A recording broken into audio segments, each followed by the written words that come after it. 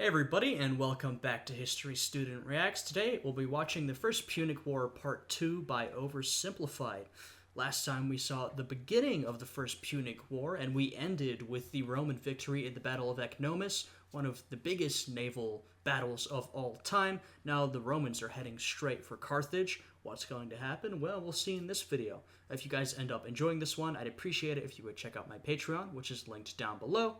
And without any further ado, let's jump into this reaction. Part 2. After the gigantic battle at Cape Ecnomus, the Romans were now free to land on African soil. And so, they did. The Carthaginians chose to focus on defending the city of Carthage itself. So the Romans immediately... It's probably a good idea. I mean, I think that's where their power and wealth was mostly concentrated. Though I will say, I think now, the Carthaginians really have to worry, because stopping the Romans at sea, that was their best chance of stopping them. I mean, that's where the Carthaginians excelled, was in naval warfare. Where did the Romans excel? Well, on land. And now they have to fight the Romans on land. So I do worry for them at this point. Immediately took the city of Aspis, and were then free to raid and plunder the countryside. Classic. They took over 20,000 slaves and a ton of booty. Yeah, I mean, we talked about last time, you get your fair share of atrocities, and, we already talked about how that was not uncommon for this time period, but, of course, you're in a hostile territory, you're looting, you're murdering, you're enslaving people. It's very brutal. But then, some orders arrived from the Senate. Send home the booty. Oh, but I want to stay. No, Steve, not you. They mean the treasure. Well, we are not watching any more of this filth. So the other consul left with the booty, leaving... I feel like you can kind of see what the Senate is getting at with this. They're saying, while it's all going well, because we don't know how this is going to end, why don't you just send back some of the loot, huh? Send back some of the cash, so we can get it right now.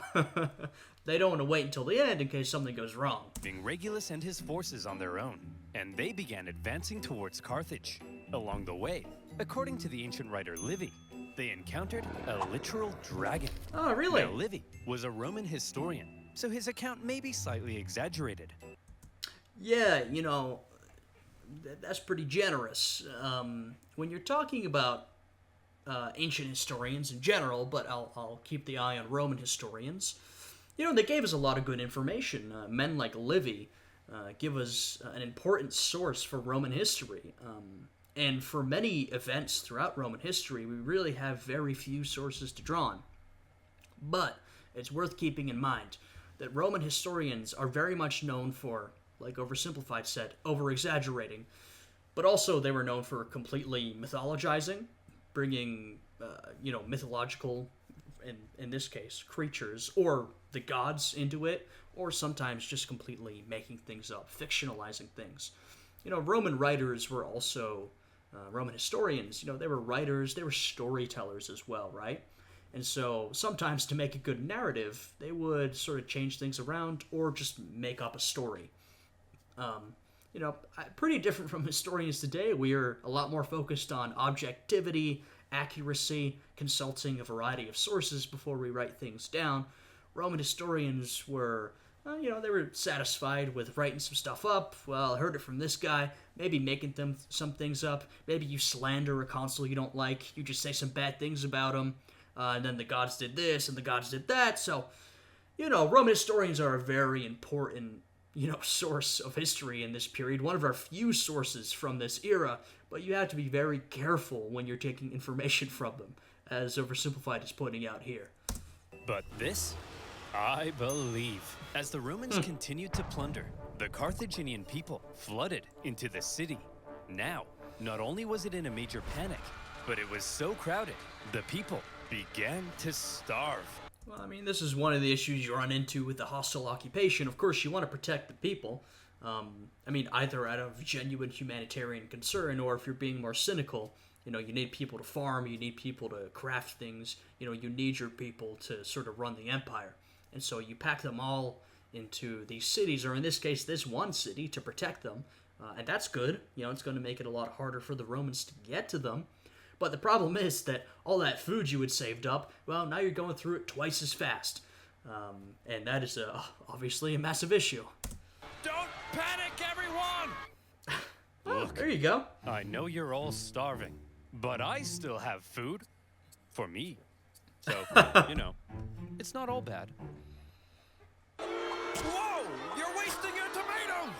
And you idiots wonder why you're starving? Oh well, it's just more food for me! Hum, nom, nom, nom, nom. Hum, nom, nom. Things weren't looking good for Carthage. They had to do something to stop the Romans rampaging throughout their land. So they Yeah. decided, finally, it was time to put an end to it. They Okay. headed out and set up on rough, hilly terrain overlooking the Roman camp, and they prepared for battle. Now, while the Carthaginians were the traditional masters of the sea, on land, they weren't always the brightest. Very Case true. in point, setting up in this position overlooking the Roman camp was just about the stupidest thing they could have done. If you look at the extent of their empire, it's the opposite of the Romans, right? We look at the Roman Empire, and they've got a lot of experience with warfare on land and very little experience with warfare at sea. For the Carthaginians, you know, they do a lot of their business at sea, whether it's trading, warfare, resupplying, and you know they certainly fight on land a bit, but they just do not have the same experience the Romans do. Why? Well, there's something you gotta understand about Carthage. The Carthaginian land forces actually suffered from a multitude of different issues. First of all, since the Carthaginians were rich, they could afford to pay a huge number of foreign mercenaries to fight for them. Yep. These mercenaries actually made up the vast majority of Carthage's forces. Okay, I was wondering if we were going to get to this. So last time we sort of talked about the Roman ideal of the citizen soldier. You know, the young Roman man who goes to fight for his country, join in on the conquest and glory of the empire, help expand it, and then he retires back to his farm, raises a family, and grows whatever he grows, right? That's sort of this honorable ideal that a lot of Romans would strive for. And while, of course, that's idealized, the Roman military was very much this citizen soldier military. And so that means, of course, there was a lot of loyalty to the state. You know, everyone who's fighting there is, not everyone, but particularly at this point, most of the people who are fighting in the Roman army are Romans. They have loyalty to the Republic. They want to win the Republic glory. You know, they have a stake in this, right? This is important to them. Now, over time, it would get a little more complicated. There would, you know, for example, we get a lot of Iberians, Germans, Gauls in the Roman military. If you fast forward a couple hundred years, of course, those peoples would be integrated as Roman citizens eventually, but the Roman army would become a lot more diverse over time. But at this point, you know, it is mostly these Roman citizen soldiers. Carthage, on the other hand, they're extremely wealthy. They're a trade empire. They don't have that same sort of martial military culture that Rome does. It's just not in their blood. And so what they do is they hire out mercenaries. Now, that's great. I mean, it's great you have the money to pay for people to protect your empire. But it comes with some issues. I mean, one, of course, can be an issue of loyalty. You know, if the battle starts getting a little hairy, if things are going south, a mercenary might just say, you know what, this is not worth the money I'm being paid, I'm out of here. And number two, as they pointed out, these mercenaries were from a lot of different ethnicities. And so that makes communication difficult, because not everyone's going to be speaking the same language. If you're looking at the Roman legions, you know, you say a phrase in Latin, and even if everybody there doesn't perfectly understand Latin, they'll know what you mean. You know, they'll know their orders at least. This may not be necessarily true for these multiple different nationalities that you have in the Carthaginian army. And so, you know, these are some of the issues we can run into. And therefore, Carthage's land armies were a melting pot of many different cultures. This, however, meant that if a battle wasn't going their way, there could be loyalty issues. Exactly. Man, I ain't getting paid enough for this. You Balearic slingers better not be thinking of running away. What did he say? I don't know, man. I don't speak Phoenician. Let's get out of here. Yeah, exactly. Clearly, there were also language issues. The military generals tended to be Carthaginian, but they made a lot of strange decisions. For example, one of the most feared assets of the Carthaginian elephant? army were the war elephants. there we To a go. Roman soldier who had never even seen an elephant before, this was like fist fighting, a literal monster. Yet I mean, honestly, I think seeing an elephant for the first time might have been like, being a soldier in World War One and seeing a tank for the first time. Think about it. You're a Roman soldier. Maybe you've battled the Carthaginians on Sicily or at sea, but for the first time, you've landed in Carthage. And maybe you've heard of an elephant before, maybe you haven't. But for the first time during this battle, you see this massive gray monstrosity with two tusks charging at your battle lines. That would be pretty damn terrifying. In fact, I think, many of us would just run away upon seeing that. But the elephants had military uses, but just think about the intimidation factor alone. That would be a pretty scary thing for a Roman soldier who's never seen anything even close to that. The Carthaginians continually kept placing the elephants in the rear, where they were no use. In a similar fashion, the neighboring region of Numidia provided Carthage with the most skilled cavalrymen in the world. But the Carthage... And Numidia would continue to produce some of the most skilled cavalrymen in the world for a long time to come. They'll be an important power in this region for a long time. But yes, they had very skilled horsemen. Carthaginians often chose to fight on rough, uneven terrain, where horses and elephants were less effective. And so, in this case, when the Carthaginians again chose the rough terrain near the Roman camp, the Romans easily sent them packing. Wow, Regulus, we're mere miles from Carthage. You sure are amazing. Yes, Steve, I know. Steve, what's the matter? We've almost won. I just wish I could be as great as you, Regulus. Steve, you're amazing. I mean, look at this thing. It's unbelievable. I know, Jeez. but I mean like at war stuff. I'm such a noob. My tanks always get blown up. I can't even fly an aircraft straight. Okay. I see where we're going. Tanks? Aircraft? Ad What time. are you talking about, Steve? I'm talking about free-to-play online multiplayer combat game, and this video's sponsor... Hey! Just like I did last time, I will sit through this sponsorship. I think it's only right. We got to show support to Oversimplified, who makes these fantastic videos. Thunder! War Thunder is the most comprehensive vehicle combat game ever made. Wow. Don't just drive the tank, become one with the tank.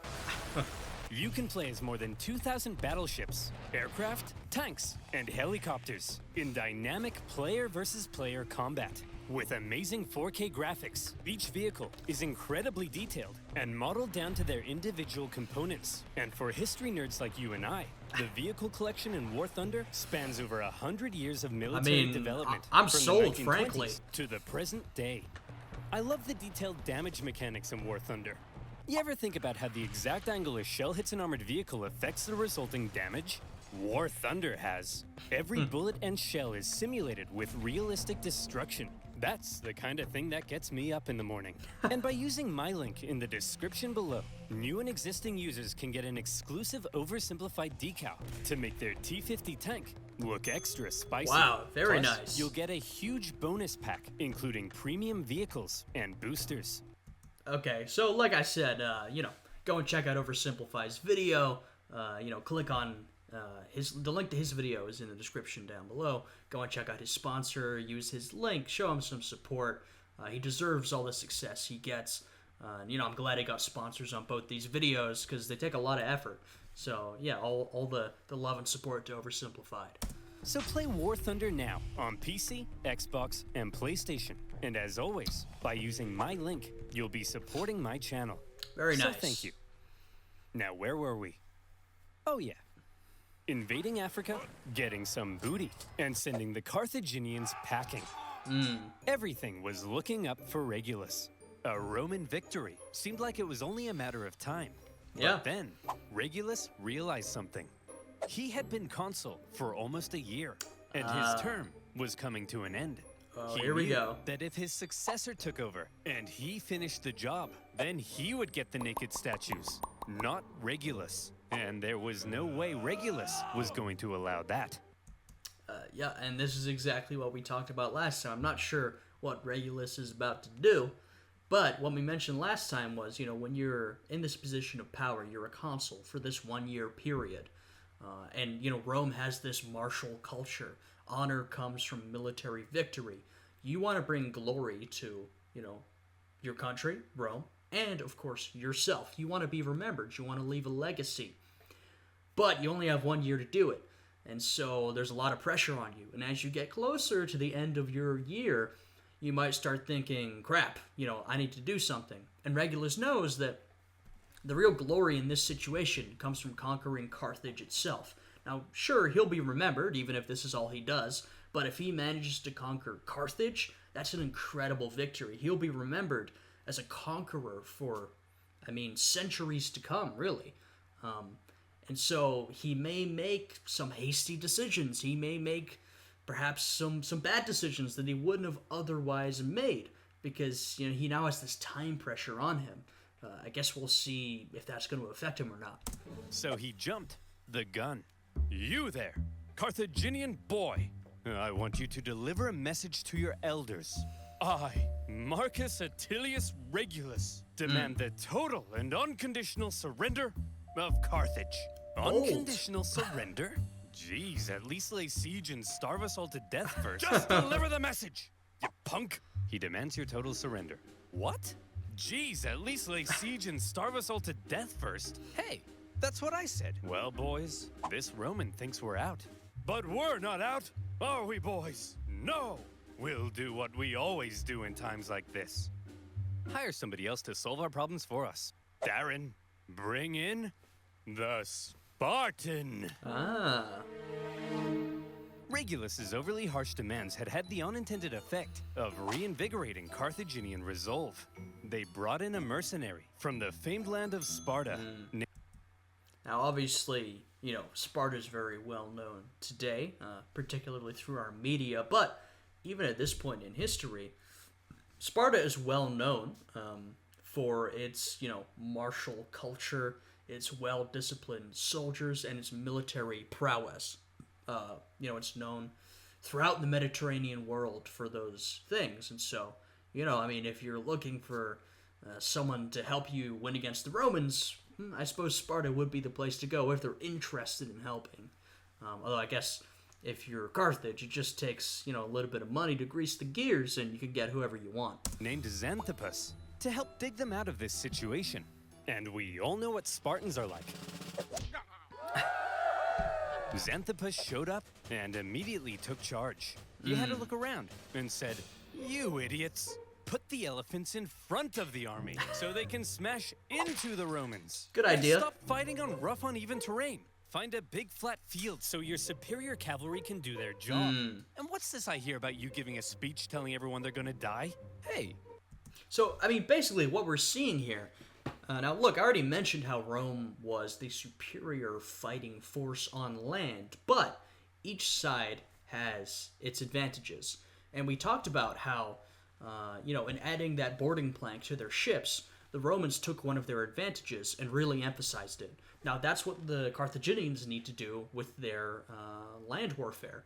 So they need to take what they do well and really emphasize that, make that the most important factor in the battle. And so, that's what our Spartan friend here is saying. He's saying, hey, take your elephants and actually use them properly. Take your Numidian cavalry, some of the most skilled cavalry in the world, and give them an opportunity to show their skill.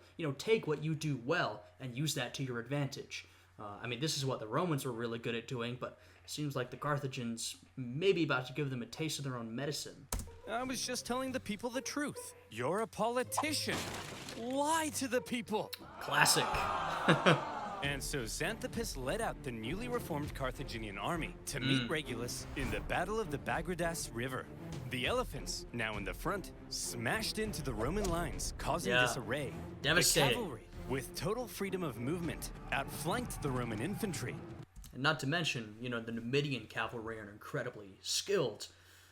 Rome would always struggle to compete with some of its opponents in terms of having, a skilled cavalry.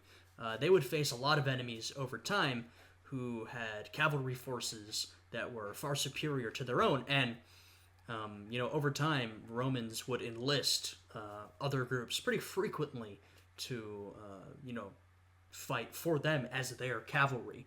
So, the Numidians on the Carthaginian side are going up against the Romans. In terms of cavalry, they definitely have the advantage. Thanks to this impressive Spartan, the battle was a total Carthaginian victory. Nice. And Xanthippus, for his stunning victory, was forced to flee Carthage because the leadership got jealous. Damn. Regulus, the Roman consul, was captured during the battle. Legend has it, he was brought before the Carthaginian pretty council, embarrassing. and they made a proposition. Well, Reggie, not looking so good anymore, is it? Looks like we beat you pretty bad, huh? Up yours, you Punic pansies! Now, Regulus. Nobody likes a sore loser, do they? No. How about this? We're gonna send you back to Rome, and you convince the Roman Senate to surrender to us. If you fail, though, you gotta come back so we can torture you to death. Okay? Okay. You promise? I promise. Pinky promise. Hey, guys. Whoa, Regulus. We thought you got captured. I did, but they sent me back to convince you to surrender. Well, should we? Surrender? No! Never Yeah. surrender. There you Give go. them hell, boys. They're at the end of their rope. Anyway, I gotta go be tortured to death now. What? Yep, part of a deal I made. It's a long story. Whoa, hey, wait! Regulus! No, it's cool, guys. I promised. Regulus! This is ancient times. We massacre entire populations. We chop pets in half. You can break a promise. No, True. Tim! You never break a promise! That's too far! And so, Regulus went back to Carthage and was tortured Really? to death. Wait. I mean, I suppose I believe him, but I'm gonna need a little bit more detail. Did he? Was it really like that? They just let him go to negotiate, and he came straight back? Were there any restraints? Like what? How are they keeping him in check, or why? Why did he go back, or is this mischaracterized or fictionalized somehow? Maybe someone can sort of expand upon that for me, because I'm very curious. Because I mean, Oversimplified tells good history, so I believe him. But this sounds pretty ridiculous, right? I mean, that's a pretty crazy story. And for keeping his promise, he was immortalized as the leading symbol of Roman virtue. Meanwhile, Really? after their defeat in Africa, the remaining Interesting. Roman survivors. I mean, I guess I respect keeping a promise, but at the cost of my own life, no thank you. Still in Africa? We're still in Africa, and they needed to be rescued. So the Romans sent their fleet to pick him up and bring him home. They successfully fended off a Carthaginian fleet, grabbed Wow. the survivors. I'm impressed. I really am. I mean, Carthage has always been the masters of the sea, and of course, Rome made some innovations, and they've sort of revolutionized naval warfare, but they've really kept it going. It's a pretty impressive feat. And made their way to Sicily. A great success. But then, things took a turn for the worse. Uh-oh. Sir? That cloud looks kind of angry. Fear not, coward. If we Romans can build a war fleet from scratch and defeat the Carthaginian Empire at their own game, why, then even Mother Nature herself will crumble before us. I laugh in the face of Mother Nature. The hubris of man. See? Come on, guys. Laugh at Mother Nature with me. Ha ha!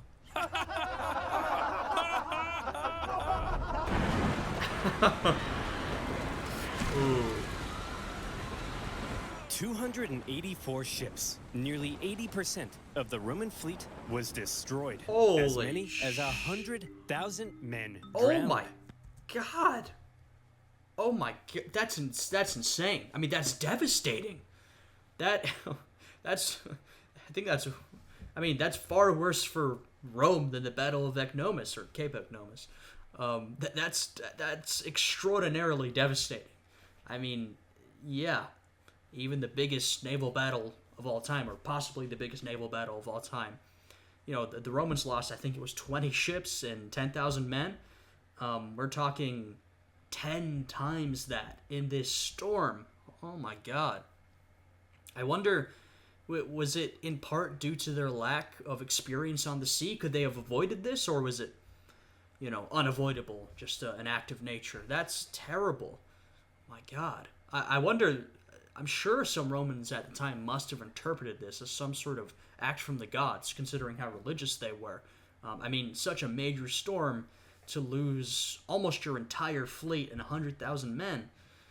Wow, I did not expect it to be at that scale. That's terrible. That's horrible. In a terrifying act of nature, never before had Rome lost so many men in a single incident. Yeah. 100,000 casualties for any other nation would be crippling. Yeah. Any other nation would hastily sue for peace. Any other nation would spend decades trying to recover. But Rome was not just any other nation. This is Rome. Infamous for its unrelenting determination in the face of overwhelming odds. Rome said, well, I guess we'll just have to build another fleet. I mean, this is true. We see this many times throughout Roman history where they lose a major battle or lose a lot of men. We're talking a generation, but they keep going. They conscript more men, they train more soldiers, they go back and they fight. They really are incredibly determined, and that determination was almost never broken, though. I mean, if we go to the Second Punic War, which I'm not sure if we'll get a video on that, we get to a point where Roman determination is very close to being completely broken. But, I won't spoil anything. Maybe we will get to that. That'll be fun. Anyway, let's continue with the First Punic War and this devastating loss. And they did. In Wow. just 3 months, they built 220 more ships. An astonishing feat. The Romans sent out their brand spanking new war fleet. And No. they got caught in another storm. This time, a whole nother my fleet was God. lost. And still, the Romans did not give up. Okay, that is incredibly unlucky. I mean, I will reiterate, there must have been some Romans who thought the gods were telling them, stop. Because, obviously I don't think that way, but using their perspective, that's got to be a sign, right? That is incredibly bad luck. That's remarkable. The Carthaginians couldn't believe it. Their enemy had just lost hundreds of thousands of men, had 2 fleets almost entirely destroyed, and they still wouldn't surrender. As one Roman poet put it, the victor is not victorious if the vanquished does not consider himself so. In typical Wow. Roman fashion, I mean, I will say this is very heroic, and I do respect the determination, though I do have to say, at a certain point, is it worth it? We're, just talking about the incredible loss of life. Is it worth it to go again and risk your fleet getting destroyed again? We're talking at this point about hundreds of thousands of deaths. I mean, I might just leave it at this point. I mean, that's why I'm not a Roman. I couldn't live up to their level of determination, but just the absolute humanitarian crisis, that seems pretty disastrous. after a short break, they were once again building another fleet. Wow. However, for now, after all the disasters at sea, the focus began shifting back to the land campaign in Sicily. The Carthaginians, overconfident from recent successes, attempted to retake Panormus, but the Romans countered the terrifying war elephants by throwing stuff at them and scaring them away.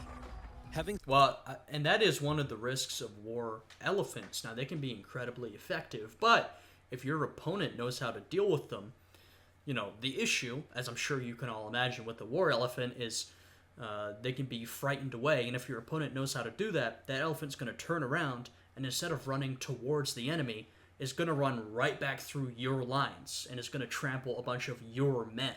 So, this is one of the big risks with using war elephants. They cannot be easily controlled if they're, frightened. To stop the Carthaginian advance, the road was now open to the final Carthaginian stronghold on the island, Lilybaeum. Lilybaeum was an extremely well-fortified city. In 250 BC, the Romans laid siege. The Carthaginian defense, however, was fierce, and skilled blockade runners kept the city supplied. Progress was so slow that the siege would last another 9 years. Wow. To make matters worse, the Carthaginians later sent possibly the greatest military general of the time, a man named Hamilcar Barca, to the island. We mentioned the name Scipio earlier and how that was going to pop up in the Second Punic War. Keep an eye on Hamilcar because a relative of his is going to pop up in the Second Punic War. We got a lot of foreshadowing in the first one to the events of the second. Island. He engaged in a skillful campaign of guerrilla warfare behind enemy lines, and for the remainder of the war, he was a major thorn in the Roman side. For now, with the deadlocked siege at Lilybaeum and the new Roman fleet at sea, things seemed to be at a standstill, and the Romans had to do something to break the deadlock. Thankfully, the Roman consul, Clodius Pulcher, had an idea. He tried to get things moving by attacking the Carthaginian fleet at Drepana. Now, before a battle, to predict if they would win, it was common for the Romans to look for signs from the gods. This could mean observing the weather or inspecting some cow livers. You know, typical religion stuff. In this case, Pulcher reportedly tried to feed some sacred chickens, but unfortunately for him, they wouldn't eat a crumb. A very bad sign. Well, he said, if they won't eat, then let them drink! Stupid chickens! We'll observe the weather instead. Gods, give me a sign. Ignore that. This is sort of a famous story about this, this event. I've heard of this before. Okay, how about this? If I can get this piece of paper into that trash basket, we'll win. Okay, if I can stand here silently for 5 seconds and do nothing, we'll win! Damn it! Pulcher chose to ignore the signs from the gods, and in the following battle, the superior Carthaginians tore them to shreds. Yeah. It also didn't help that by now the Romans had removed the corvus to stabilize their ships. And without their secret weapon, it was a disaster, and Pulcher was disgraced. Yeah, the Romans were all about tradition, order, discipline. They wanted to do things in a particular way. And that contributed to their famous Roman legalism. They had their rules, and you had to stick by the rules until everything would eventually fall apart. But part of that was their religion, so they had rituals, traditions that they had to follow through on. And, of course, Pulcher is very much breaking those traditions by getting several bad omens in a row and continuing to fight. Now, I'm sure his loss was just a coincidence, or perhaps there was some reduced morale because of, the terrible bad omens that he received. But, to the Romans, that's confirmation of your biases, right? You're saying, well, he asked the gods if he was good, and they said no, and he went ahead, and he got defeated. We could have told you that was going to happen. To make matters worse, the victorious Carthaginian fleet then went on to intercept a Roman supply fleet on its way to Lilybaeum. As they approached, however, they saw the signs of an incoming storm, so they took shelter. The Romans, on the other hand, said, "Onward, men! Set sail! We've got to deliver these supplies stat!" But sir, those clouds, don't you think we ought to have learned our lesson by now? Yeah. Yes, Brian, we ought to have. But we haven't. Another fleet and 50,000 men lost in another storm. That is incredibly bad luck. In some ways, we've talked about how the Romans were adaptive. They adapted to the situation, they learned from their enemies. In other ways, the Romans were incredibly stubborn. They were, determined to keep going. And sometimes that would get them in trouble. And here's an example of that. I'm kind of desensitized to the loss of life because it's, we've already lost hundreds of thousands. But now we've got about another 50,000 more. Just incredibly bad luck, though, at least in this case. And I'm not sure if this contributed to the others, but clearly a lack of, knowledge of seafaring, or perhaps some hubris played into this disaster. Disaster. Now, at this point, there still really isn't a clear winner. Sure, the Romans have captured most of Sicily and cornered the Carthaginian land forces at Lilybaeum, but the continued disasters at sea were critically depleting their resources. Yeah, if we look back to the beginning, Carthage has lost a lot of land on Sicily, so this should be just a loss for them. But considering all the events that have happened, Carthage must be pretty thrilled that it's managed to protect its homeland, and that several Roman fleets have been completely destroyed. So, considering those factors, we're kind of at a stalemate. And without a strong fleet, Rome could not win. Meanwhile, Hamilcar Barca was still knocking about and creating even more problems. So, where do we go from here? How does this war finally end? By now, the two sides had been fighting for 23 years. Damn. They were exhausted. Their money, their resources, their strength were all utterly spent. The Yeah. Carthaginians in particular were eager to see the war end so they could get back to trading and making money. Yeah, I mean, if you remember, this whole thing was basically caused by Roman aggression. I mean, they were technically invited onto Sicily, but, this is an act of Roman expansion. The Carthaginians were not really interested in this whole thing from the beginning. They're not, all empires are expansionists to a certain extent, until they stagnate and crumble, but Carthaginians they're mainly a trading empire, They're not necessarily a martial empire or an expansionist empire like the Romans primarily are. They want to trade, they want to make money. And so that's what they want to get back to. They've been in this war for more than 20 years. They're like, can we get back to peacetime so we can, make money from all of the Mediterranean? So after the latest Roman disaster at sea, they said, look, there ain't no way in heck the Romans can come back again. They can't possibly afford to build another fleet. They're done. That's it. Recall the navy, repurpose them as merchant ships, and let's get back to making some money. Assuming the Romans would soon make peace, an anti-war faction within the government recalled a large portion of the navy, leaving Hamilcar on his own.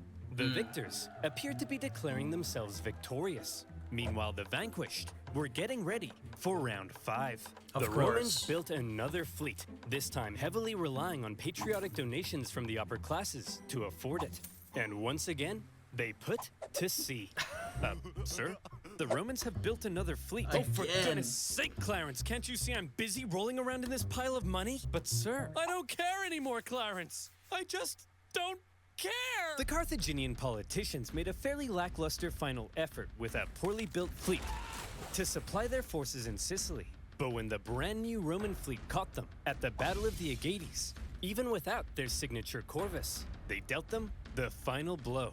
And that was that.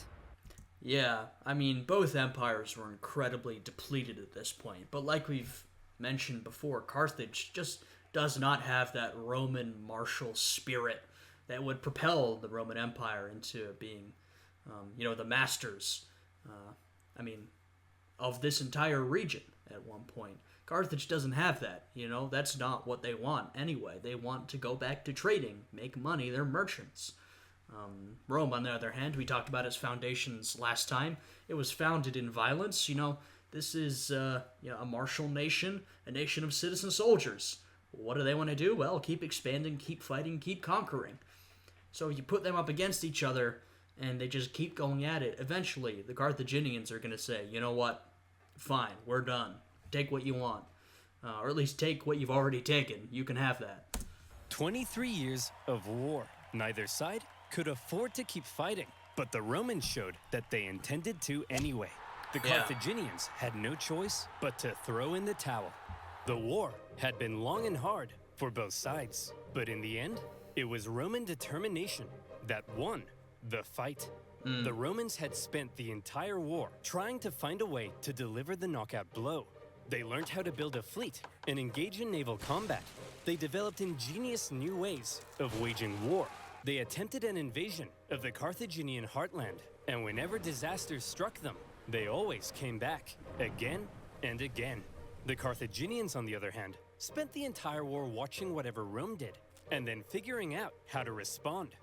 They Yeah. were much more passive, and so, it's no wonder then that when both sides were close to collapse, Rome was the one who figured out how to go that little bit further. Though to be fair, it is pretty hard to grab the initiative when your enemy is the Romans, who were, sort of famous for doing that. I mean, some of their opponents did, but the Carthaginians really just didn't have it. I mean, like they said, Rome was making the innovative moves. They were adapting to the situation like they always do. And Carthage was doing that to a certain extent, but they just can't keep up. It just wasn't going to happen.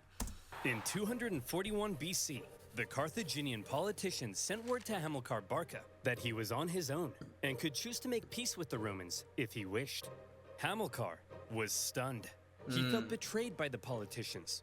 Some sources say he refused to even negotiate. Abandoned. Nevertheless, terms had to be drawn up. Well, Hammy, I'm glad you Carthaginians have finally come to your senses and recognized who the true winner is. How many fleets did you lose? Okay, here are our terms. You leave Sicily to us and return all of our prisoners. you're not allowed to make war against Syracuse or her allies, and you have to pay us 2,200 talents of silver over the next 20 years. What's a Damn. talent of silver? Well, to put it in perspective, in the year 2022, that'll be worth around, let's say, 40 million US dollars. Ay caramba! That will cripple us. Wow, we got a real smart guy over here. Yeah, that's kind of the point, you dingus. Ugh, I guess I have no choice. Classic Roman peace terms. Rome takes what it wants, and it'll dictate the terms to you. That's sort of how Rome would operate. I accept. Great. Oh, by the way, we changed our minds. You actually have to pay us 3,200 talents of silver over 10 years. Thanks for accepting. Dude! See you later. Hey, you didn't let me say uncool! Damn. You didn't let me say uncool. The treaty was extremely punishing, and by switching up the terms at the last minute, they enraged the Carthaginians. But still, one of the longest and deadliest wars at the time was finally over. The Romans had won.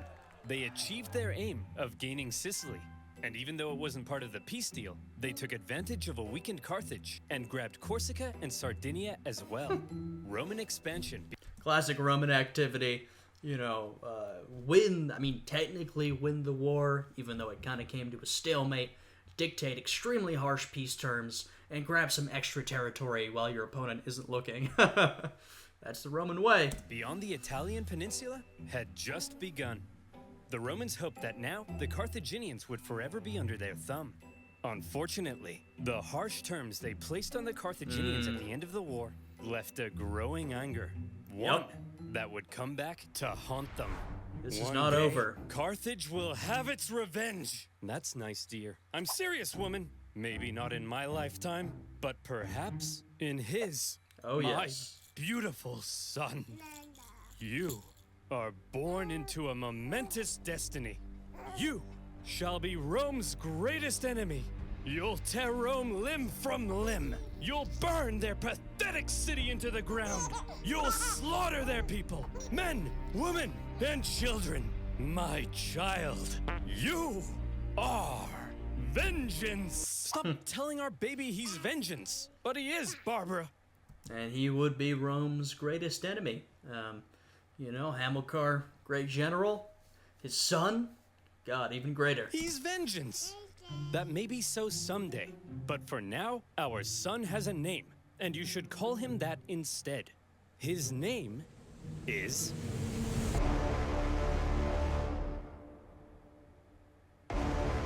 Oh, so it is coming. I'm excited.